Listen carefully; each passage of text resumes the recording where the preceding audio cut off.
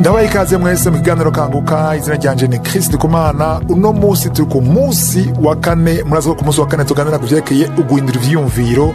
Rero uno musi tuzangura ikigo gishasha nise ubuzima si igihamana, la vie n'est pas un hasard. Igituma mvuze ni ubuzima si igihamana, nifuza by'ukuri ko ino nyigisho izodufasha gutahura ico muhemu Imana ashaka kutwigisha, kuko kenshi urumva yuko abantu bavuga ati nta chance mfise, nta mugisha mfise, wewe warahiriwe, ibintu byawe biragenda, cyangwa ugasanga wewe wavutse mu muryango mwiza, umuryango umeze neza, abantu bameze neza, bakundana, bafise uburyo, cyangwa wavutse ahantu hagoye, wavutse mu gihugu kigoye, ugasanga ibibazo byose ubishize ku bandi, ubishize ku bavyeyi, ubishize ku gihugu, ubishize kuri leta, ubishize kuri satani cyane. Abana b'Imana tukunda gushira cyane amakosa yose kuri satani, hamwe ugasanga twigize ico bita mu Gifaransa victime.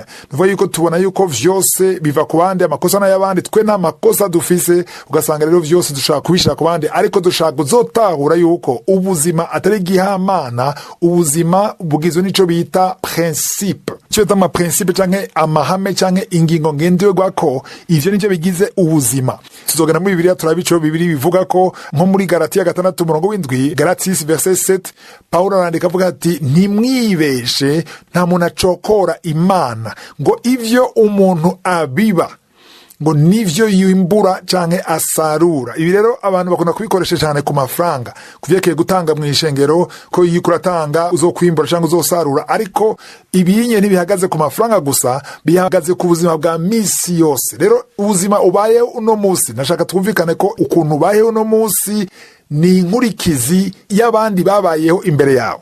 Duhereye kuri Adamu, umuntu wa mbere Imana yaremye. Igihe Imana yarema Adamu na Eva, nta vyago vyariho, nta ngorane zariho, nta kurenganya kwariho, nta bwicanye bwariho. Ibintu byose byari vyiza, bigororotse, vyera, ata kintu kibi na kimwe kihari.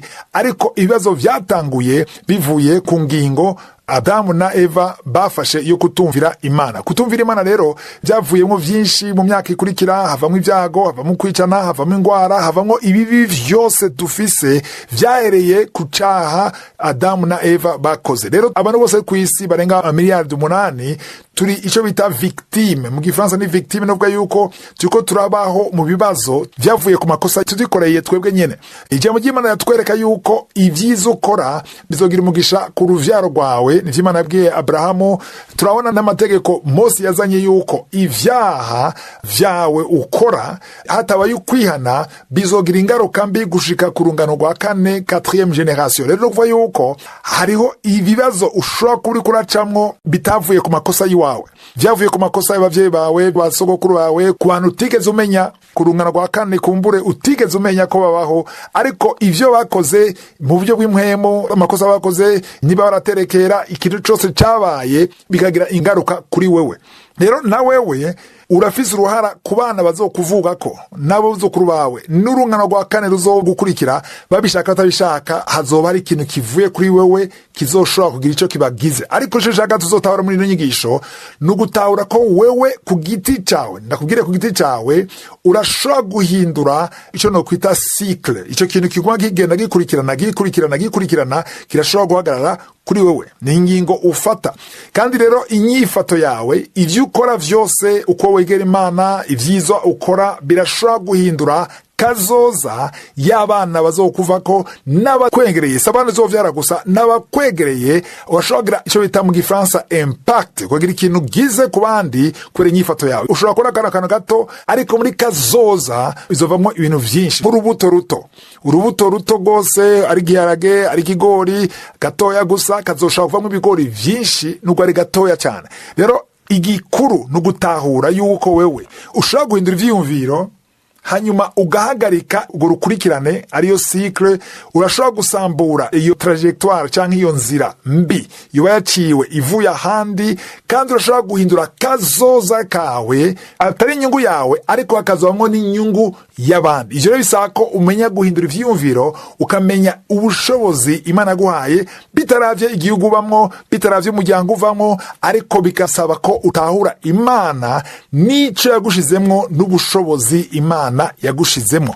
vyose bihagaze kuri inyifato yawe, imbuto ubiba, amajambo uvuga, ibikorwa ukora. Ivyo vyose umaze kubitahura ko bifise ico bizogera kuri kazoza kawe n'abana bawe n'uruvyaro rwawe n'abakwegereye n'igihugu cawe, aho rero uzobanza guhindura ivyiyumviro. Ntuzosigara ukora ibintu uko amarangamutima kubwira canke ibishobisho. Uzosigara utahura yuko ufise uruhara runini muri kazoza k'umuryango wawe, k'igihugu cawe n'isi utuyemo. Ndiho adushoboje tuzokomeza ku munsi wa kane. Uno munsi yari intangamarara.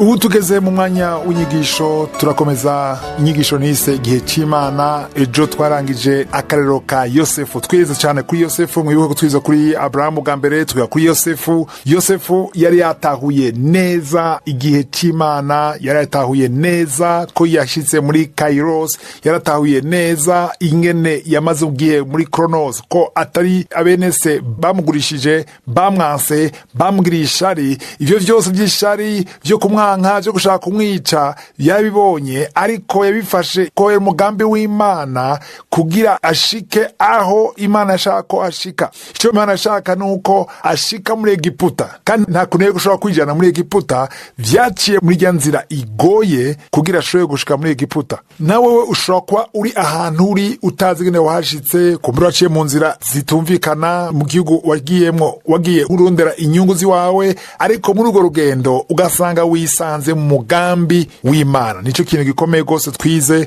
Ivyo rero kenshi nubitahura ukiri muri Kronos, ubitahura washitse muri Kairos, ukiri muri ico gihe c'urugendo ntutahura neza ibirimwo, ariko wamaze gushika aho Imana igaragaza umugambi wayo, niho uzoshima Imana. Kumburi nuko urashima Imana mu bibehe goye kuracamwo. Yakobo yandika avuga ati ngo dushime Imana mu bigeragezo vyose bitandukanye turimwo. Rero uwo murongo kenshi abantu benshi biragora kutahura. Muri Yakobo igice ca mbere umurongo wa 2 niho havuga yuko ngo dukwiye kunezerwa umunezero mwinshi ibigeragezo vyose dushobora kubamwo. Biragoye rero kunezerwa ibigeragezo urimwo ukiri muri vyo, biragoye kubinezererwa. Kenshi abantu binezerwa babivuyemwo. Nico gituma vyoroshe gushinga intahe yuko uravuga ngene washonje, wabuze ico ufungura, ngene wasavye indaro, biroshe kubivuga wamaze kubivamwo. Ariko ukiri muri vyo biragoye kubivuga, biragoye no kubinezerwa. Bisaba rero amaso y'impuhemu y'umwuka gutahura yuko ko atacu yagiriza mu mutima wawe uri mu mugambi w'Imana, kandi wateguye umunsi, iminsi yose wamutegura umunsi, nukumenya ko Imana yari kujana ayishaka mu buryo ishaka, mu nzira nyene ishaka. Rero ejo nababwiye ko uno munsi ndabereka akarero kandi umuntu wa gatatu nshaka kubereka muri Bibiliya n'umugabo witwa Mordekai, ariwe Mardoche mu Gifaransa. Inkuru ya Esther murayizi benshi.